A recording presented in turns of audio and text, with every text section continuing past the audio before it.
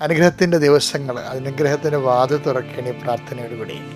അമ്മേ, പരിശുദ്ധ അമ്മേ, ദൈവമാതാവേ, അങ്ങ് കൃപാസനത്തിൽ പ്രത്യക്ഷപ്പെട്ട് വരാൻ പോകുന്ന മഹാദുരന്തത്തിൽ നിന്ന് രക്ഷപ്പെടാനും എല്ലാവർക്കും വേണ്ടി പ്രാർത്ഥിക്കുവാനും ആവശ്യപ്പെട്ടിട്ട് 20 വർഷം കഴിഞ്ഞ ഈ വേളയിൽ കൃപാസനത്തിലൂടെ ഞങ്ങൾക്കും ഈ ദേശത്തിനും അങ്ങ് മാധ്യസ്ഥം തേടി തന്ന എല്ലാ അനുഗ്രഹങ്ങൾക്കും കൃപകൾക്കും ഞങ്ങളിപ്പോൾ ഹൃദയം നിറഞ്ഞ നന്ദി പറയുന്നു. അമ്മേ, പരിശുദ്ധ അമ്മേ, ജപമാല മാതാവേ, സകല കൃപാസനം പ്രാർത്ഥനയോടും ചേർത്ത് ഞങ്ങളിപ്പോൾ പ്രാർത്ഥിക്കുന്ന ഈ കുടുംബത്തിന്റെ പ്രത്യേക നിയോഗം അമ്മയുടെ പ്രത്യക്ഷീകരണത്തിന്റെ ഈ ദ്വാദശക വേളയിൽ ഞങ്ങൾക്ക് സാധിച്ചു തരുവാൻ കനിയണമേ. വിശ്വാസ പ്രമാണം. സർവശക്തനായ പിതാവും ആകാശത്തിന്റെയും ഭൂമിയുടെയും സൃഷ്ടാവുമായ ദൈവത്തിൽ ഞാൻ വിശ്വസിക്കുന്നു. അവിടുത്തെ ഏകപുത്രനും ഞങ്ങളുടെ കർത്താവുമായ ഈശോ മിശിഹായിലും ഞാൻ വിശ്വസിക്കുന്നു. ഈ പുത്രൻ പരിശുദ്ധാത്മാവിനാൽ ഗർഭസ്ഥനായി കന്യകാമറിയത്തിൽ നിന്ന് പിറന്ന് പൊന്തിയോസ് പീലാത്തോസിന്റെ കാലത്ത് പീഡകൾ സഹിച്ച് കുരിശിൽ തറയ്ക്കപ്പെട്ട് മരിച്ച് അടക്കപ്പെട്ട് പാതാളങ്ങളിൽ ഇറങ്ങി മരിച്ചവരുടെ ഇടയിൽ നിന്ന് 3-ാം നാൾ ഉയർത്ത് സ്വർഗത്തിലേക്ക് എഴുന്നള്ളി സർവശക്തിയുള്ള പിതാവായ ദൈവത്തിന്റെ വലതുഭാഗത്തിരിക്കുന്നു.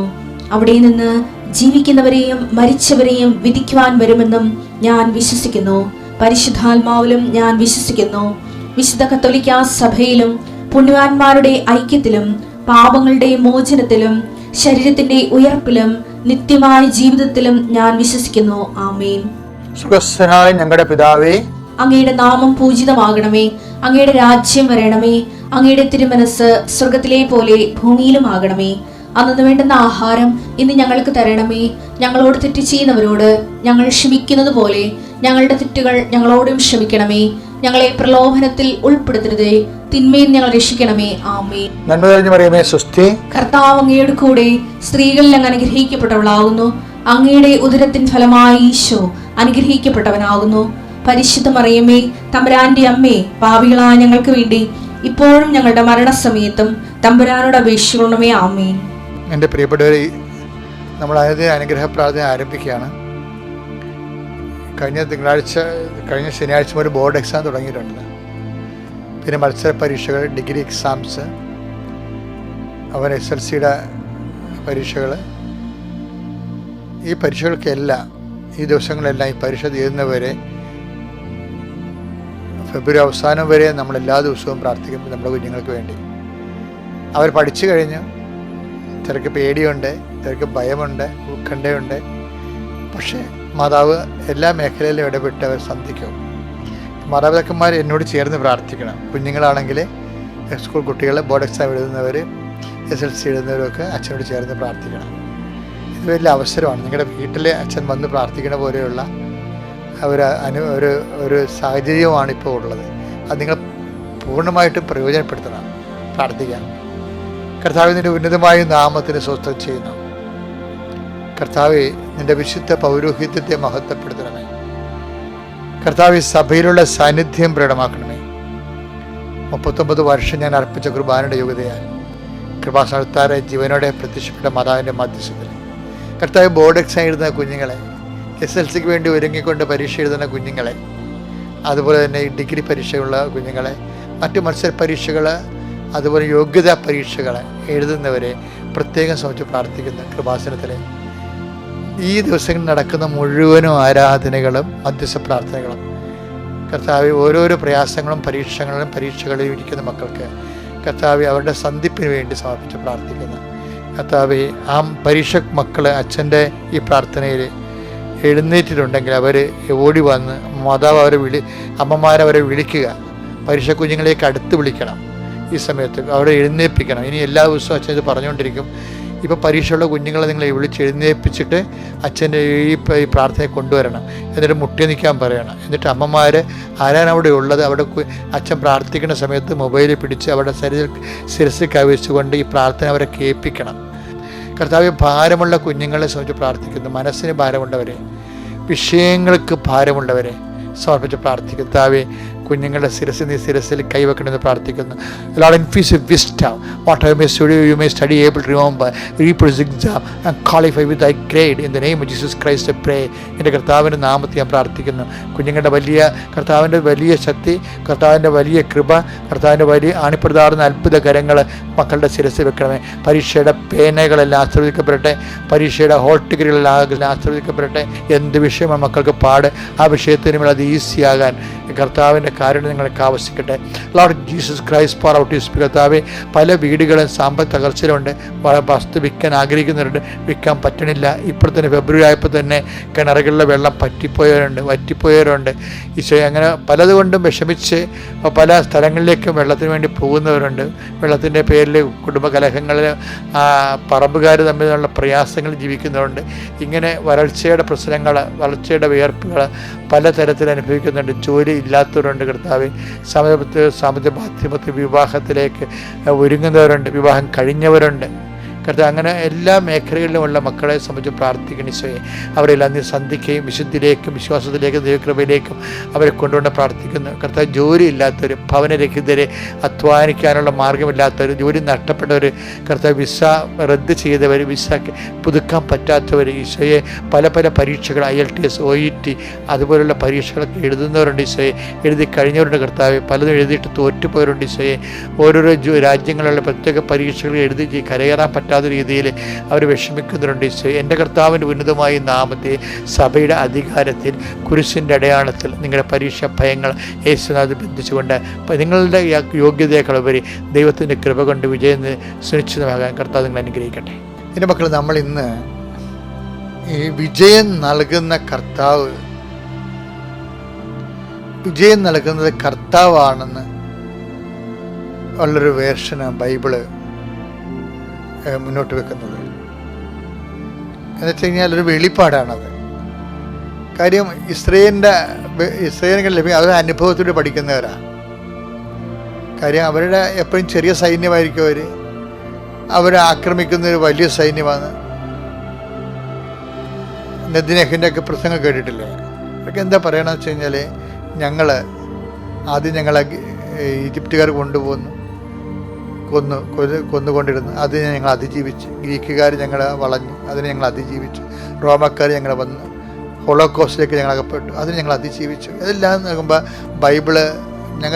ബൈബിള് വിജയം നൽകുന്ന കർത്താവിനെ പ്രഘോഷിക്കണം. എല്ലാത്തിനും അതിജീവിച്ച് അവരുടെ കൂടെ ചരിത്രത്തിലൂടെ സഞ്ചരിക്കുന്ന ദൈവത്തെ എന്നെ പ്രഘോഷിക്കുന്ന വചനം. അപ്പം അതിൽ നിന്നാണ് ജ്ഞാനത്തിൻ്റെ പുസ്തകത്തിലുണ്ട്. സുഭാഷിതങ്ങൾ 21:31. സുഭാഷിതം 21:31. യുദ്ധത്തിനു വേണ്ടി കുതിരയെ സജ്ജമാക്കുന്നു,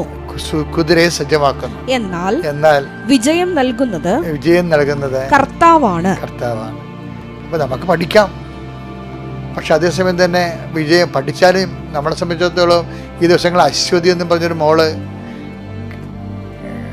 ഫയർഫോഴ്സിന്റെ പരീക്ഷയ്ക്ക് ടെസ്റ്റ് എഴുതാനുണ്ട്. ഭയങ്കര സാക്ഷ്യമാണത്. കേൾക്കണം നിങ്ങൾ കേട്ടോ. അവൾ പറയണ വെച്ചാൽ 50 അടി ആഴമുള്ള ജലാശയം, 50 മീറ്റർ ഞാൻ നീന്തണം, എനിക്ക് പേടിയാണ്, ഞാൻ മുങ്ങിപ്പോകുമോ, ഞാൻ നീന്തൽ പഠിച്ചതേ ഉള്ളൂ. അപ്പോൾ ഞാൻ എൻ്റെ മെൻറ്ററിനെ വിളിച്ച് ചോദിച്ചു, എങ്ങനെയാണിത്, എനിക്ക് വല്ലതും സംഭവിച്ചാൽ ഞാൻ താന്നു പോകുമോ? അപ്പം മെൻറ്റർ പറഞ്ഞത് എന്താണെന്നറിയാവോ? എടി, നിൻ്റെ കൂടെയുള്ളൊരു സമുദ്രമാണ്, പരിശുദ്ധ അമ്മേനെയാണ് ഉദ്ദേശിക്കണത് അവർ. ഈ ഇറവെള്ളം കണ്ട് എന്തിനാ പേടിക്കണമെന്ന് ചോദിച്ചു. അത് ഭയങ്കര മോട്ടിവേഷനായിപ്പോയി. അപ്പം അതാ വിജയം നൽകണത്. അവൾ വിജയിച്ചു, 1ാം റാങ്കിൽ വിജയിച്ചു ഫയർഫോഴ്സിൻ്റെ പരീക്ഷയ്ക്ക്. ആ വിജയം നൽകണത് കർത്താവാണ്. അപ്പം ആ ഒരു പരീക്ഷക്കാർക്ക് ആ ഒരു ബോധം എപ്പോഴും ഉണ്ടാകണം. പരീക്ഷക്കാരൊന്നുമല്ല, നിങ്ങൾ പരാജയപ്പെട്ടുവെന്ന് ഏതെങ്കിലും വിഷയം, സാമ്പത്തികമാകാം, സാംസ്കാരികമാകാം, കുടുംബപരമാകാം, ക്രയവിക്രയമാകാം, വിനിമയമാകാം, കൂട്ടുകച്ചവടമാകാം, നമ്മൾ പറ്റിക്കപ്പെട്ടു എന്ന് തോന്നിക്കഴിഞ്ഞാൽ, ആ പരാജയപ്പെടുത്തി അല്ലെങ്കിൽ പരാജയപ്പെട്ടു എന്ന് തോന്നിയാൽ നിങ്ങളിത് പറയണം. എന്താണ്? സുഭാഷിതങ്ങൾ 21:31 പറയണം. എന്താണ്? വിജയം നൽകുന്നത് കർത്താവാണ്. അതായത് അത് പ്രഖ്യാപനമാണ്. വിശ്വാസത്തിലെ ആവിഷ്കാരങ്ങളിലെ ഏറ്റവും പ്രധാനപ്പെട്ടതാണ് എന്താണ്? പ്രഖ്യാപനം. അപ്പം അതുകൊണ്ട് ഇപ്പം ക്രിസ്തുവിൻ്റെ ജീവിതത്തിലെ ക്രിസ്തുവിൻ്റെ ഏറ്റവും വലിയ പ്രഖ്യാപനം എന്താണെന്നറിയാമോ? 17:17 പല പ്രഖ്യാപനങ്ങളുണ്ട്, പക്ഷേ ചില സാഹചര്യങ്ങളിൽ നിന്നുകൊണ്ട് ക്രിസ്തു പ്രഖ്യാപിക്കുന്നുണ്ട്. പത്രോസ് തള്ളിപ്പറയാൻ പോകുന്നു, യൂദാസ് ഒറ്റിക്കൊടുക്കാൻ പോകുന്നു. അതിന് ഒരു അരമണിക്കൂർ 10 മിനിറ്റ് മുമ്പ് ഈശോ പറയേണ്ട ഒരു വർത്തമാനമുണ്ട്. ആ പത്രോസ് തള്ളി പറയുന്നതിന് 10 മിനിറ്റ് മുമ്പ്, യൂദാസ് ഒറ്റിക്കൊടുക്കുന്നതിന് 10 മിനിറ്റ് മുമ്പ്, തൻ്റെ നില തെറ്റിയിരിക്കുന്ന സമയത്ത്, തൻ്റെ എല്ലാ പിടുത്തവും നഷ്ടപ്പെട്ട സമയത്ത് കർത്താവ് പറയേണ്ട വാക്കുണ്ട്. അത് യോഹന്നാൻ 17:17 രേഖപ്പെടുത്തിയിട്ടുണ്ട്. എന്താണ്? അവരെ അങ്ങ് സത്യത്താൽ വിശുദ്ധീകരിക്കണമേ. അവരെ അങ്ങ് സത്യത്താൽ വിശുദ്ധീകരിക്കണമേ. അവിടുത്തെ വചനമാണ് സത്യം. അതായത് ശിഷ്യന്മാര് വചനം അറിയാവുന്നത് കൊണ്ടാണ് അവർക്ക് തെറ്റ് സംഭവിക്കണമെന്ന് പറയുന്നുണ്ട് ഈശോ. മത്തായി 22:29. മത്തായി 22:29. യേശു മറുപടി പറഞ്ഞു, വിശുദ്ധ ലിഖിതങ്ങളോ ദൈവത്തിന്റെ ശക്തിയോ മനസ്സിലാക്കാത്തതിനാൽ നിങ്ങൾക്ക് തെറ്റുപറ്റിയിരിക്കുന്നു. അപ്പോൾ തെറ്റുപറ്റാനുള്ള സാധ്യത വചനം മനസ്സിലാക്കാത്ത കൊണ്ടാണ്. അതുകൊണ്ടാണ് കർത്താവ് അവരോട് ക്ഷമിക്കണമെന്ന് പറയണത്. അവരോട് കരക്കുറിച്ചിക്കണമെന്ന് പറയത്തില്ല. അവർ ചെയ്യുന്നത് എന്താണെന്ന് അവർക്ക് അറിയത്തില്ല എന്ന് വെച്ച് കഴിഞ്ഞാൽ അവരിതിൻ്റെ വചനം മനസ്സിലാക്കിയിട്ടില്ല. അവർ ചെയ്യുന്നത് എന്താണെന്ന് അവർക്കറിയാവേ, അവർ ആളെ കൊല്ലുകയാണ്. പക്ഷേ അത് എൻ്റെ റൂട്ട് കോസ് എന്താണ്? രക്ഷാകര പദ്ധതിയെക്കുറിച്ച് he's not known to them. അതാണ് വിഷയം, അവർക്കറിയത്തില്ല. ലൂക്ക 23:34. ലൂക്ക 23:34. യേശു പറഞ്ഞു, പിതാവേ അവരോട് ക്ഷമിക്കണമേ. അവർ ചെയ്യുന്നത് എന്തെന്ന് അവർ അറിയുന്നില്ല. ഇതിനോടാണ് നമ്മൾ മത്തായി 22:29 കൂട്ടിവെക്കേണ്ടത്. എന്താ കാര്യം? അങ്ങയുടെ വചനം അറിയാത്തത് കൊണ്ടും വചനത്തിലൂടെ ഉൾത്തിരിഞ്ഞു വരുന്ന രക്ഷാകര പദ്ധതിയെക്കുറിച്ച് നോൺ ടു ഡം, അവർക്ക് അതിനെക്കുറിച്ച് അറിവില്ലാത്ത കൊണ്ടാണ് അവർക്ക് തെറ്റ് സംഭവിക്കുന്നത്. ആർക്കാണ്? പീലാത്തോസിനും കയ്യഫാസിനും അന്നാസിനും. അതേ വർഗത്തിൽ തന്നെയാണ് പത്രോസ് കർത്താവിനെ തള്ളിപ്പറയാൻ പോകുന്ന പത്രോസ്, കർത്താവിനെ ഒറ്റിക്കൊടുക്കാൻ പോകുന്ന യൂദാസ്. അവരും അവരുടെ കൂടെയുള്ള യോഹന്നാൻ മുതൽ പേരുകളും എന്താണ്? അവരെക്കുറിച്ച് ഈശോ പറയുന്നത് എന്താണ്? അവർ സത്യത്താൽ വിശുദ്ധീകരിക്കാൻ. എന്തെന്നാ പറയണത്? യോഹന്നാൻ 17:17 എന്ന് പറയുന്നത് അങ്ങയുടെ വചനമാണല്ലോ സത്യമെന്ന്. ആ വചനത്തിലും വാഗ്ദാനങ്ങളിലും എല്ലാം വിശ്വസിച്ചുകൊണ്ട് ഈശോ തൻ്റെ നിലപാട് വ്യക്തമാക്കും. തൻ്റെ നില വിട്ടുപോയ അവസ്ഥകളിൽ, കൈ വിട്ടുപോകുന്ന അവസ്ഥകളിൽ കർത്താവ് വചനം അനുസരിച്ച് വചനത്തിന് സാക്ഷ്യം കൊടുക്കും. വചന ചില സമയത്ത് നമ്മുടെ പവറെ, നമ്മുടെ വാക്കുകൾക്കൊക്കെ ഭയങ്കര പവറാണ്. അതായത് ഒരു വിശ്വാസം ദൈവത്തിന് അതിനകത്ത് കക്ഷി ചേർത്തിട്ടുള്ള, ദൈവത്തിന് അറ്റാച്ച് ചെയ്തിട്ടുള്ള ദൈവികമായ വചനത്തെ ശക്തിയെയും പുരയിടങ്ങൾ അറ്റാച്ച് ചെയ്യത്തില്ലേ, അതുപോലെ നമ്മൾ ദൈവത്തിൻ്റെ ശക്തിയെ അറ്റാച്ച് ചെയ്തുകൊണ്ട് വിശ്വാസം പ്രഖ്യാപിക്കുമ്പോൾ ദൈവത്തിൻ്റെ ശക്തിയെ നമ്മുടെ വിഷയങ്ങളിലേക്ക് അറ്റാച്ച് ചെയ്യാൻ പറ്റും. അത് നമ്മൾക്കൂടെ പറഞ്ഞു തരുന്നത് സിറോഫിനിഷ്യ സ്ത്രീ എന്നോ അല്ലെങ്കിൽ മത്തായി കാനംകാരിയോ എന്ന് പറയുന്ന ഒരു സ്ത്രീയില്ലേ, അവളെന്താ പറയണത്? യജമാനനെ അത് ശരിയാണ്, ഞാൻ പട്ടിയാണ്. എന്താണ് അത്? എന്നിട്ടെന്താണ് പറയണത്? പക്ഷേ നായ്ക്കൾ പോലും യജമാനൻ്റെ മേശമേൽ നിന്ന് വീഴുന്ന ഭക്ഷണങ്ങൾ കഴിക്കാറുണ്ടല്ലോ എന്ന് പറയുമ്പോൾ ഉമ്മൺ ഈശോ പറയും, സ്ത്രീയെ നിൻ്റെ ഈ വാക്ക് കൊണ്ട് തന്നെ നീ രക്ഷപ്പെട്ടിരിക്കണം. അവളുടെ വാക്കിന് രക്ഷയുടെ ശക്തി കിട്ടും. അത് ദൈവത്തിൻ്റെ ശക്തിയെ നമ്മൾ അറ്റാച്ച് ചെയ്ത് കഴിഞ്ഞാൽ വിശ്വാസ പ്രഖ്യാപനത്തിലൂടെ നമ്മുടെ വിഷയത്തിലേക്ക്, നമ്മുടെ അവസ്ഥകളിലേക്ക് ദൈവത്തിൻ്റെ ശക്തിയെ നമ്മൾ ഹോൾഡ് ചെയ്യുകയോ പ്രൊക്ലെയിം ചെയ്ത് കഴിഞ്ഞാൽ നമ്മുടെ വാക്ക് തന്നെ ദൈവത്തിൻ്റെ ശക്തി നമ്മളിലേക്ക് അനുഭവിക്കുന്നതിന് കാരണമായി മാറും. അപ്പം വിജയം ഒരിക്കലും തോറ്റു കൊടുക്കരുത് ജീവിതത്തോട്. ദൈവത്തിനെ കരം ഗ്രഹിച്ചുകൊണ്ട് വിജയത്തിലോട്ട് വിശ്വാസം പ്രഖ്യാപിച്ചുകൊണ്ട് വചനാധിഷ്ഠിതമായി ജീവിച്ചുകൊണ്ട് സുവിശേഷത്തിന് സാക്ഷ്യം വഹിച്ചുകൊണ്ട് മുന്നേറാൻ വേണ്ടി ദൈവം നൽകിയ അവസരങ്ങളാണ് തോൽവിയെന്ന് മനസ്സിലാക്കിയിട്ട് നമ്മൾ വന്നിരിക്കുന്നത് വിജയിക്കാൻ വേണ്ടിയാണ്. കർത്താവ് എന്താ പറഞ്ഞിരിക്കുന്നത്? നിങ്ങൾ ധൈര്യമായിരിക്കും, ഞാൻ ലോകത്തെ ജയിച്ചിരിക്കുന്നു. യോഹന്നാൻ 16:33 വായിച്ചേ. നിങ്ങൾ എന്നിൽ സമാധാനം കണ്ടെത്തേണ്ടതാണ്. അതായത് ഒരു വിഷമസന്ധികളിൽ കർത്താവിലാണ് നമ്മൾ സമാധാനം കണ്ടെത്തേണ്ടതിനാണ് ഇത് പറയുന്നത്. എന്താണ്? ലോകത്തിൽ നിങ്ങൾക്ക് ഞെരുക്കമുണ്ടാകും, നിങ്ങൾക്ക് ഞെരുക്കങ്ങളുണ്ടാവും, എങ്കിലും ധൈര്യമായിരിക്കണം, ഞാൻ ലോകത്തെ കീഴടക്കിയിരിക്കുന്നു. ലോകത്തെ ജയിച്ചിരിക്കുന്നതിൻ്റെ വാക്കിൽ വിശ്വസിച്ചുകൊണ്ട് സുവിശേഷത്തിന് സാക്ഷിയായിക്കൊണ്ട് ജീവിതത്തിൽ വിജയിക്കാൻ കർത്താവ് നിങ്ങളെ സഹായിക്കട്ടെ. പത്രം കൊടുക്കാൻ ഭാരമില്ലേ? വെയിലത്ത് നടക്കണം. ചിലപ്പോൾ ആൾക്കാർ തോന്നിവാസം പറയും, ചില ആൾക്കാർ ആക്ഷേപിക്കും. ഭാരമുണ്ട്. ഇത് ഭാരം വെച്ചാൽ തന്നിരിക്കണതെല്ലാം എന്ന് വെച്ച് കഴിഞ്ഞാൽ വിശ്വാസം ഉള്ളവൻ മാത്രമേ അത് ചെയ്യാവൂ. വായി നോക്കികളൊന്നും ഉടമ്പടി എടുക്കരുതെന്ന് തന്നെ ഉദ്ദേശമാണ്. കാര്യം ഉടമ്പടി എന്ന് പറയുന്നത് ഇറ്റ്സ് എ ബൈലാറ്ററൽ എഗ്രിമെൻറ്റ്. ദൈവവും നമ്മൾ തമ്മിലുള്ള വ്യക്തിപരമായ ബന്ധമാണ്. അപ്പോൾ ദൈവത്തോട് വ്യക്തിപരമായ ബന്ധം ഉണ്ടാകണമെങ്കിൽ കപ്പാസിറ്റി ഉള്ള ആളായിരിക്കണം ആ ഉടമ്പടിയിൽ നിൽക്കേണ്ടത്. അതുകൊണ്ട് ഭാരപ്പെട്ട കാര്യങ്ങളാണ് ഇതിലുള്ളതെല്ലാം, ഭാരമില്ലാത്ത കാര്യങ്ങളില്ല. ദൈവസ്നേഹം കൂടിയാൽ മാത്രമേ ഭാരം കുറയത്തുള്ളൂ. അതാണ് സംഭവം. ഈ ഭാരമുണ്ട്, നിങ്ങൾക്ക് ഭാരമാണ് എന്ന് പറയുമ്പോൾ അതിൻ്റെ അർത്ഥം ഭാരമായിട്ടല്ല, നിങ്ങൾ ദൈവസ്നേഹം കുറവാണെന്നാണ്. അപ്പോൾ ദൈവസ്നേഹം കുറഞ്ഞാൽ നമ്മൾ എന്ത് ചെയ്യും? നമുക്ക് ദൈവസ്നേഹം കുറഞ്ഞു പോയി നമ്മൾ ഉടമ്പടി ആക്ടിവേറ്റ് ചെയ്യാൻ നമുക്ക് ഭാരമായി എന്ന് കണ്ടാൽ വാട്ട് യു വിൽ ഡു? അത് സിമ്പിളാണ്. അതായത് ദൈവസ്നേഹം നിങ്ങൾക്ക് കുറഞ്ഞു പോയി, നിങ്ങൾക്ക് ഉടമ്പടി വിഷയങ്ങൾ ഭാരമാണെന്ന് വിചാരിച്ചു. അങ്ങനെയാണെങ്കിൽ കരകയറാൻ എന്താ മാർഗം? നിങ്ങൾക്ക് ദൈവസ്നേഹം കൂട്ടാൻ പറ്റും. ദൈവസ്നേഹം എങ്ങനെ കൂട്ടും? നമ്മൾ ദൈവസ്നേഹം കൂട്ടണമെങ്കിൽ ദൈവം പറഞ്ഞ കാര്യങ്ങളൊക്കെ നോക്കി വെക്കണം. എന്നിട്ട് ജീവിതത്തിൽ അത് മാത്രം ചെയ്തുകൊണ്ടിരിക്കണം. നിങ്ങളൊന്ന് ചിന്തിച്ച് നോക്കിക്കേ. ഇപ്പോൾ 1 യോഹന്നാൻ 2:5 എടുത്തേ. ശ്രുതിക്കട്ടെ. Hallelujah hallelujah hallelujah hallelujah hallelujah hallelujah യേശുവേ നന്ദി. ഹല്ലേലൂയ. യോഹന്നാൻ 2:5. 1 യോഹന്നാൻ 2:5. എന്തെന്നാൽ അവന്റെ വചനം പാലിക്കുന്നവനിൽ സത്യമായും ദൈവസ്നേഹം പൂർണ്ണത പ്രാപിച്ചിരിക്കുന്നു. അതാണ് സംഭവം. അപ്പം ദൈവസ്നേഹത്തിന് ഹാഫുണ്ട്, ഒരു ക്വാർട്ടറുണ്ട്, ഒരു ഹാഫുണ്ട്, ഒരു മുക്കാലുണ്ട്, ഒരു ഫുള്ളുണ്ട്. അപ്പം ഈ ദൈവസ്നേഹത്തിൻ്റെ ഫുള്ളിലേക്ക് എങ്ങനെയാണ് വരണത്? എന്തെന്നാൽ പറഞ്ഞേ, എന്തെന്നാൽ അവന്റെ വചനം പാലിക്കുന്നവനിൽ ദൈവസ്നേഹം പൂർണ്ണമായിരിക്കുന്നു. അപ്പൊ അവന്റെ വചനം പാലിക്കുന്നതിലാണ്, അല്ലാതെ വായിക്കുന്നതിലൊന്നുമല്ല, എഴുതുന്നതിലൊന്നുമല്ല. നമ്മൾ ചില ആൾക്കാരൊക്കെ വചനമൊക്കെ 90 പ്രാവശ്യം 900 പ്രാവശ്യമൊക്കെ എഴുതണമെന്ന് എഴുതിക്കോ, അതല്ല പ്രശ്നം. ദൈവസ്നേഹം പൂർണ്ണമാകുന്നത് അത് പാലിക്കുന്നതിലാണ്. 1 യോഹന്നാൻ 2:5 എന്ന് പറഞ്ഞ്, എന്തെന്നാൽ അവന്റെ വചനം പാലിക്കുന്നവനിൽ ദൈവസ്നേഹം പൂർണ്ണമായിരിക്കുന്നു. അവന്റെ വചനം പാലിക്കുക എന്ന് വെച്ചാൽ അതിന്റെ അർത്ഥം എന്താണ്? ഉടമ്പടി ജീവിക്കുക എന്നാണ്. അവൻ പറയണ പോലെ ചെയ്യുക. ഇറ്റ്സ് ക്ലിയർ അല്ലേ? യോഹന്നാൻ 2:5 അവൻ പറയണ പോലെ ചെയ്യും. അതുകൊണ്ടാണ് ഈ ഉടമ്പടിക്കുള്ള പ്രത്യേകത.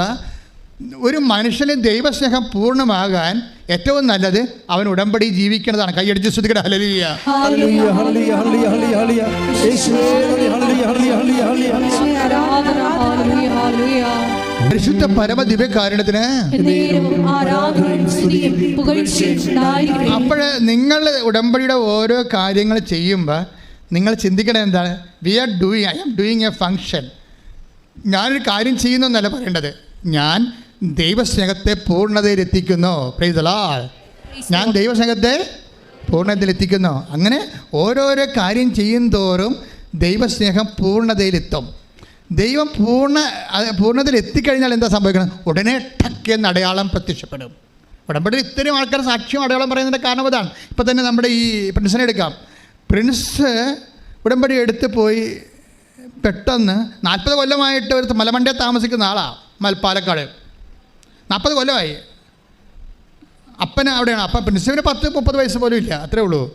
അപ്പനുണ്ട്. അപ്പം അവരവിടെ 40 കൊല്ലം താമസം, ഒരു പ്രശ്നമില്ല. ഉടമ്പടിയിൽ എടുത്തിരിക്കുന്ന കാര്യങ്ങൾ ഒന്നെന്താണെന്നറിയാവോ? ഒന്നെന്താണ്?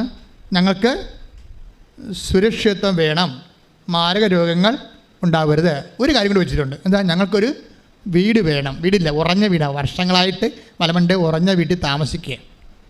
അത് വെച്ചിട്ടുണ്ട് അവൻ. അപ്പോൾ എന്ത് ശാസ്ത്രം ചെല്ലുമ്പോൾ തന്നെ നമ്മൾ സംഭവിക്കണത് ഇങ്ങനെ എന്തെങ്കിലും ഉടമ്പടി അവർ പതുക്കെ ഉടമ്പടി പ്രകാരം ജീവിച്ച് അങ്ങനെ പോവുകയാണ്. ഭാര്യയും അവിടെ വിജയം എന്ന് പറയുന്നത് ഭാര്യയും ഇടിവെട്ട് ഉടമ്പടിയാണ്, ഭർത്താവ് പക്ക ഉടമ്പടിയാണ്. ഭാര്യയാണ് മോട്ടിവേറ്റർ ഭർത്താവിന്. അതുകൊണ്ട് അവർ സത്യസന്ധമായിട്ട് പ്രിൻസിൻ്റെ വർത്തമാനം കേൾക്കാൻ നമുക്ക് അറിയാൻ പറ്റും. നല്ല അജാനുബാഹുവായ മനുഷ്യരുടെ, അതായത് സംസാരം കേൾക്കാൻ പറയാൻ പറ്റും അയാൾ സിൻസിയറാണ് ഉടമ്പടിയോടൊന്നും. പുള്ളിക്കാരൻ ബൈക്കിന് വന്നപ്പോഴേ, രാത്രി ബൈക്കിന് വന്നപ്പോൾ അപ്പം പറഞ്ഞു, എടാ മകനെ ഇവിടെ ഭയങ്കര മഴയാണ് മകനെ, അത് ഭയങ്കര മഴയാണ്. ഇത് അതായത് കുറേ ദിവസമായിട്ട് അവിടെ 10 ദിവസമായിട്ട് മഴ ഉണ്ട്, പക്ഷേ സന്ധ്യയായപ്പോൾ മഴ കൂടി, വല്ലാത്ത മഴയായി. അപ്പോൾ അവൻ വന്നിട്ട് നിൻ്റെ വണ്ടി പുറത്ത് നമ്മുടെ അയൽവാസികളുടെ വീട്ടിൽ വെച്ചിട്ട് 400 മീറ്റർ അകലെയാണ് അയൽവാസി ഉള്ളത്. പാലക്കാടുകാർക്ക് അറിയാമല്ലോ, അകലെയാണ് മനുഷ്യർ താമസിക്കുന്നത്. അപ്പോൾ അവിടെ വെച്ചിട്ട് നീ തോട് നീന്തി പോരാൻ പറഞ്ഞു. തോടുണ്ട്, വീടിൻ്റെ വാതിക്കൽ കൂടി ഒരു തോടുണ്ട്.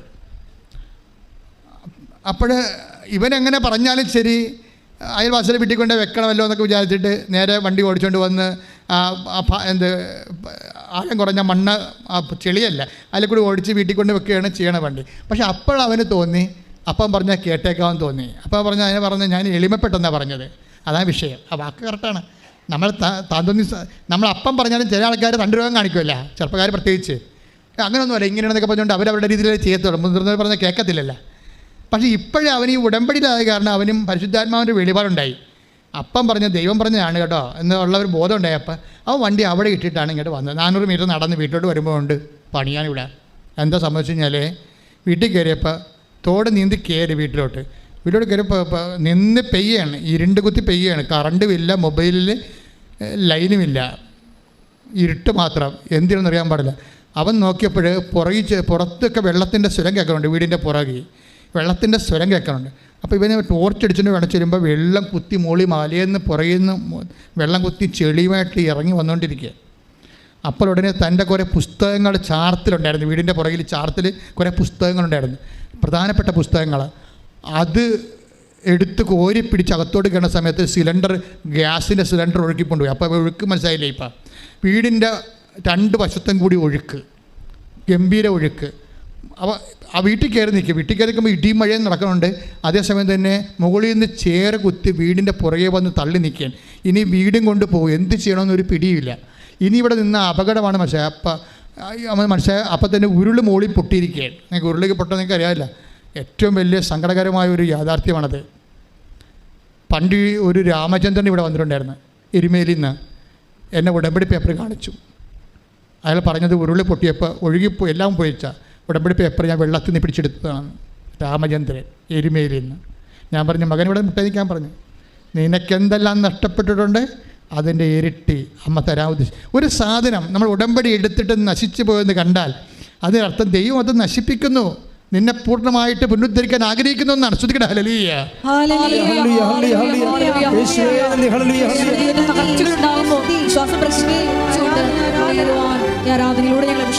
പരിശുദ്ധ പരമദിവ്യകാരുണ്യത്തിന്.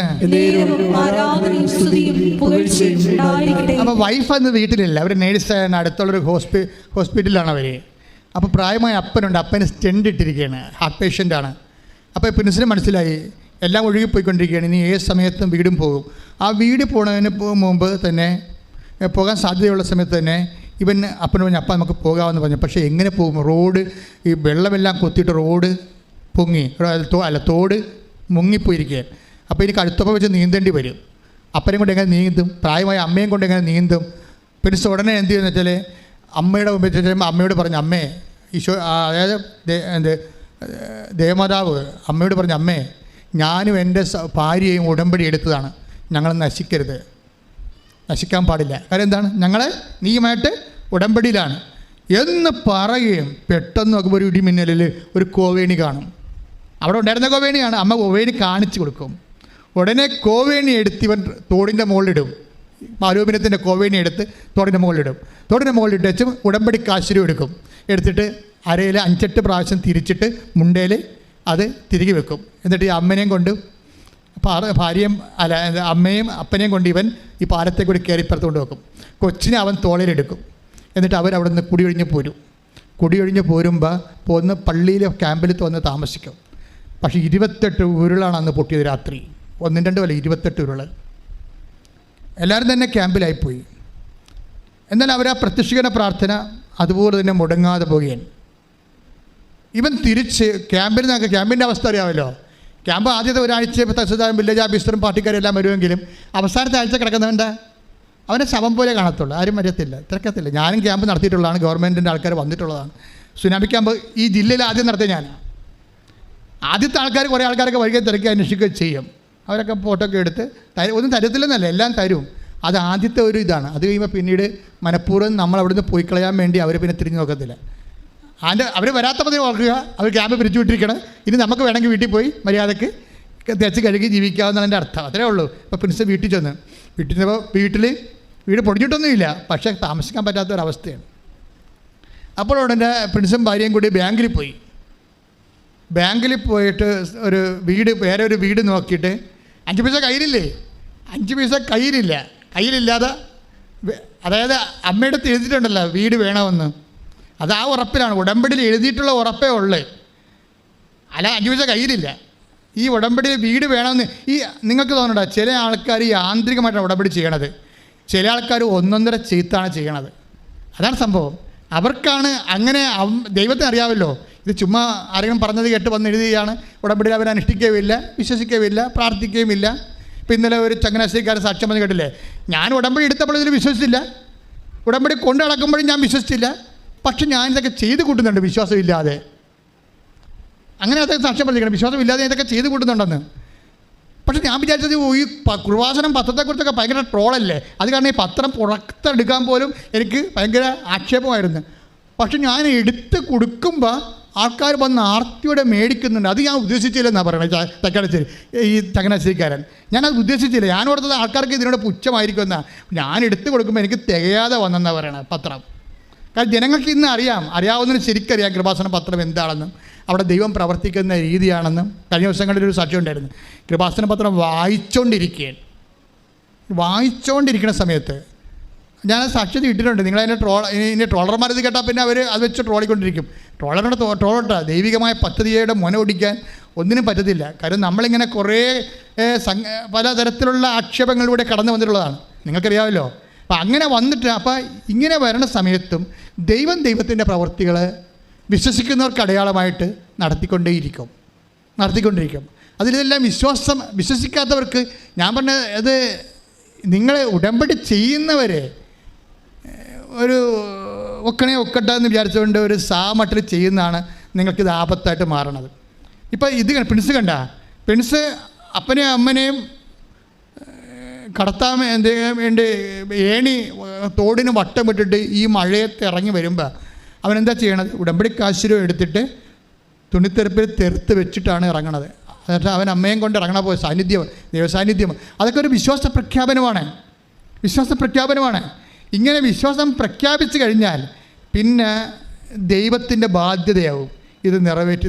നമ്മൾ വിശ്വാസം പ്രഖ്യാപിക്കുന്നില്ല, ദൈവത്തിൻ്റെ പ്രശ്നങ്ങളൊന്നുമില്ലേ, നിങ്ങൾ പ്രഖ്യാപിച്ചില്ല, അത്രേ ഉള്ളൂ. പക്ഷേ വൺസ് നിങ്ങൾ സത്യസന്ധമായിട്ട് ഉടമ്പടിയിലുള്ള ദൈവത്തോടുള്ള ബന്ധം അരക്കിട്ട് നിങ്ങൾ ഉറപ്പിച്ചു കഴിഞ്ഞാൽ ദൈവം സത്യസന്ധനായത് കാരണം ദൈവത്തിന് നിങ്ങളുടെ നിയോഗങ്ങളോടുകൂടി നിവൃത്തിയാക്കാതിരിക്കാൻ പറ്റത്തില്ല. കാര്യം ദൈവം സത്യസന്ധനാണല്ലോ, അതാണ് പ്രശ്നം. അതുകൊണ്ടാണ് ഞാൻ നിങ്ങളോട് പറയണത്, നിങ്ങൾ എടുത്ത ഉടമ്പടി വൃത്തിയായിട്ട് ചെയ്യണം. ദൈവത്തിൻ്റെ വചനത്തിൻ്റെ വെളിച്ചത്തിൽ ജീവിത വിശുദ്ധി കൂടി പാലിച്ചുകൊണ്ട് പോകണം. ജീവിത വിശുദ്ധിയും പാലിച്ച് അതുപോലെ തന്നെ ദൈവത്തിൻ്റെ വചനവും കൃത്യമായിട്ട് പാലിച്ച് ഞാൻ ഈ ഭൂമി ദൈവത്തിൻ്റെ സാക്ഷിയായിട്ട് ജീവിക്കാൻ വേണ്ടിയാണ് ഉടമ്പടി എടുത്തത് എന്ന് നിങ്ങൾ ധരിക്കണം. ഇതിലുള്ള വിഷയം എന്താ അറിയാമോ? അപ്പോൾ ഉടമ്പടിയെ നമ്മൾക്ക് 2 തരത്തിൽ വീക്ഷിക്കാം. നിങ്ങൾക്ക് ഉടമ്പടി എടുത്ത നിങ്ങൾക്ക് ഉടമ്പടിയെ 2 തരത്തിൽ വീക്ഷിക്കാം. ഒന്ന് വെള്ളിയും ഒന്ന് സ്വർണവുമാണ്. വെള്ളിയായിട്ട് എങ്ങനെ വീക്ഷിക്കണം എന്ന് വെച്ച് കഴിഞ്ഞാൽ അതിൻ്റെ മൂല്യം വെള്ളിയുള്ളൂ. നിങ്ങൾക്ക് ഉടമ്പടിയിൽ നിന്ന് എന്ത് വേണം? നിങ്ങൾ ഉടമ്പടിയെ കാണുന്ന വിധം, ജോലി വേണം, IELTS ജയിക്കണം, അല്ലേ, പറമ്പ് വിൽക്കണം, വീട് വേണം. അതാണ് നിങ്ങൾ എന്തിനാണ് ഉടമ്പടി എടുത്തിരിക്കണം എന്ന് ചോദിച്ചു കഴിഞ്ഞാൽ ഉത്തരം ഇത്രേ ഉള്ളൂ. നിങ്ങൾ എന്തിനാണ് ഉടമ്പടി എടുത്തെന്ന് ചോദിച്ചാൽ നിങ്ങൾ എന്ത് പറയും? അത് ഒരു കുട്ടിയില്ല, ഇപ്പോൾ 16 വർഷമായിട്ട് മക്കളില്ല. അപ്പോൾ ഈ ദിവസങ്ങളിലൊക്കെ 16 വർഷമായിട്ട് മക്കളില്ല, 15 വർഷമായിട്ട് മക്കളില്ലാത്തവരൊക്കെ വന്ന് സാക്ഷ്യം കുഞ്ഞുങ്ങളെ കൂടെ അത് നമ്മൾ ഞെട്ടിച്ച് കളയും. IVF IUF എല്ലാം എടുത്തതിന് ശേഷം അവർ രാശി പറഞ്ഞിട്ട് ഡോക്ടർ പറഞ്ഞു നിങ്ങളുടെ ഏജ് കഴിഞ്ഞോ, ഇനി നിങ്ങൾക്ക് ദത്തെടുക്കാനേ പറ്റത്തുള്ളൂ, ദത്തെടുക്കാനും ഏജ് കഴിഞ്ഞോ. അപ്പോൾ അവർക്ക് എന്നിട്ട് ഉടമ്പടിയിൽ ഈ 18-ാം വർഷം അവർക്ക് കുഞ്ഞുങ്ങളെ കൊടുക്കും. അതാണ് ഉടമ്പടി എന്ന് പറയണത്. അത് നമ്മളെ കണ്ടുകൊണ്ടിരിക്കുകയല്ലേ ആൾക്കാരെ, അത് നമ്മൾ എല്ലാ ദിവസവും കണ്ടിരിക്കുക, എല്ലാ വല്ലപ്പം കാണുന്നതല്ലേ, എല്ലാ ദിവസവും ജനങ്ങൾ ഉടമ്പടി അനുഭവങ്ങൾ പറഞ്ഞുകൊണ്ടിരിക്കുകയല്ലേ. അപ്പോൾ പക്ഷേ നിങ്ങൾ ചെയ്യേണ്ട കാര്യം, ഉടമ്പടിക്ക് 2 വീക്ഷണങ്ങളുണ്ട്. ഒന്ന് ഒരു സിൽവർ ലൈനിലുള്ള ഒരു നിങ്ങൾ ഉടമ്പടിയെ കാണുന്നത് എന്തിനാണ് ഉടമ്പടി എടുത്തെന്ന് ചോദിക്കുമ്പോൾ ജോലി കിട്ടാൻ, കല്യാണം കഴിക്കാൻ, അല്ലെങ്കിൽ വസ്തു വിൽക്കാൻ, വസ്തു മേടിക്കാൻ, എന്തെങ്കിലും ആയിരിക്കും നിങ്ങൾ പറയണത്. പക്ഷേ ഇനി വേറെ ഒരു ഗോൾഡൻ ലൈനുണ്ട്, ഗോൾഡൻ വേർഷനുണ്ട്. അതെന്താണ്? ഈ ഉടമ്പടി കൊണ്ട് ദൈവം എന്ത് ഉദ്ദേശിക്കുന്നു?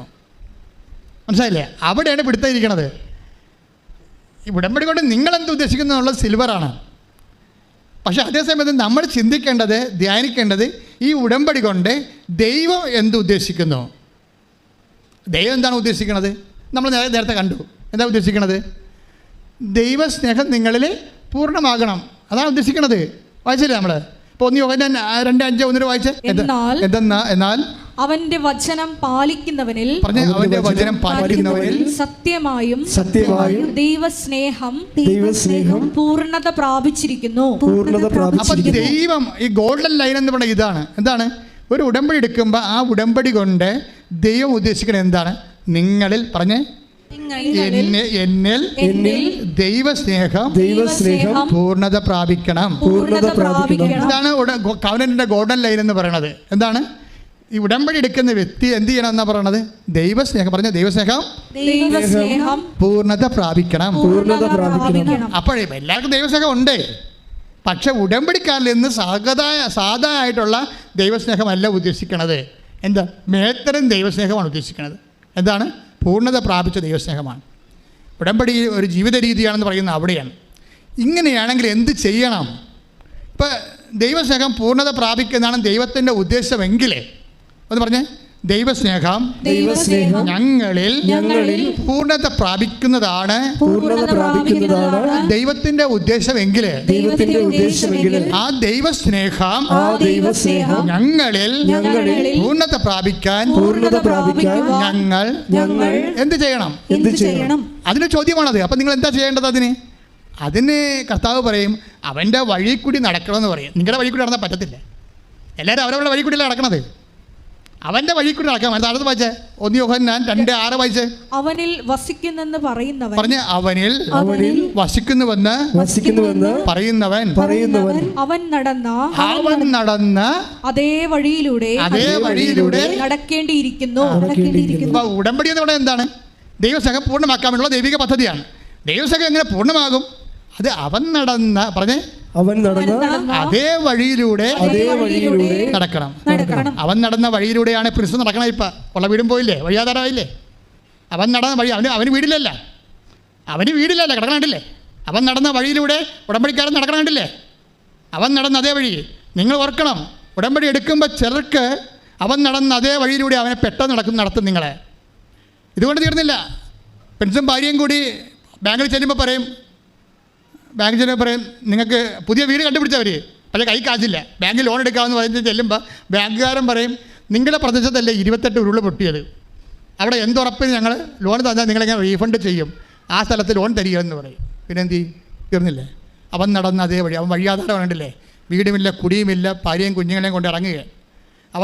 കർത്താവ് നടന്ന അതേ വഴിയിലൂടെ നടക്കണം. വൈഫ് എന്ത് ചെയ്യും? സൗഭാഗ്യ ഇടിപെട്ടാണ്. ഇങ്ങനെയൊന്നും കൊണ്ട് അവൾ കുലുങ്ങത്തില്ല. അവളാണ് ഇപ്പോഴാണ്, നേരത്തെ ഞാൻ പറഞ്ഞു പോയെന്നേ ഉള്ളൂ, ഇപ്പോഴാണ് ബാങ്കുകാരൻ ലോൺ നിഷേധിച്ചപ്പോഴാണ് അവൾ ഒരു തീരുമാനം എടുത്തത്. എന്താണ്? പ്രത്യക്ഷയുടെ പ്രാർത്ഥന 53 പ്രാവശ്യം ചെല്ലാവുന്നു. വിടാതെ ഇരുന്ന് 53 പ്രാവശ്യം ചെല്ലുമ്പോൾ വേറൊരു വീടിനെ, അവർ കണ്ടുവച്ച വീടിനെ ആ വീട് തന്നെ വെച്ചോണ്ട് ഈടാക്കിക്കൊണ്ട് ബാങ്കുകാരൻ ലോൺ അനുവദിക്കും. ശ്രദ്ധിക്കട്ടെ. Hallelujah, hallelujah, hallelujah, hallelujah, hallelujah.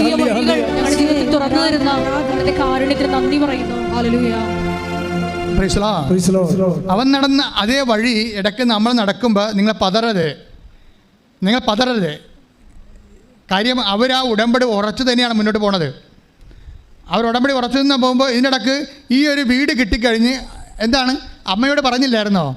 എന്താ വേണ്ടത്? എൻ്റെ അപ്പനെയും അമ്മനെയും എന്നെയും എൻ്റെ ഭാര്യയും കുഞ്ഞിനെയും സംരക്ഷിച്ചല്ലേ? ഉറപ്പല്ലേ? കോണി കാണിച്ചു കൊടുത്ത് സംരക്ഷിച്ച് അവിടെ രക്ഷപ്പെടുത്തിക്കൊണ്ട് പോകുന്നില്ലേ? അതുറപ്പല്ലേ? രണ്ടാമതായത് ഇത് ഞങ്ങൾക്കൊരു വീട് വേണമെങ്കിൽ ഇവിടുന്ന് ഇറങ്ങണ്ടേ? ഇത് അപകട മേഖലയാണ്. ഇവിടെ ബാങ്കിൽ നിന്ന് ലോൺ എടുത്ത് പുതിയ വീട് വെച്ചാൽ ഇന്നലെ നാളെ പിന്നെ ഉരുൾപൊട്ടും. അതുകൊണ്ട് അമ്മയ്ക്ക് ഇവനെ ഇവിടുന്ന് കൊണ്ടുപോകണം. അതിനാണ് ഈ പ്രശ്നം ഉണ്ടാക്കിയിരിക്കണം മുഴുവൻ. അങ്ങനെ അപ്പനെയും അമ്മനെയും കുഞ്ഞിനെയും എല്ലാം ഇവിടുന്ന് പറിച്ചുകൊണ്ട് വേറെ സ്ഥലത്ത് കൊണ്ടുപോയി ഉടമ്പടി പ്രകാരം അവരെ റീസ്റ്റേറ്റ് ചെയ്യും. കൈയടിച്ച് ശ്രദ്ധിക്കട്ടെ. ഹല്ലേലൂയ.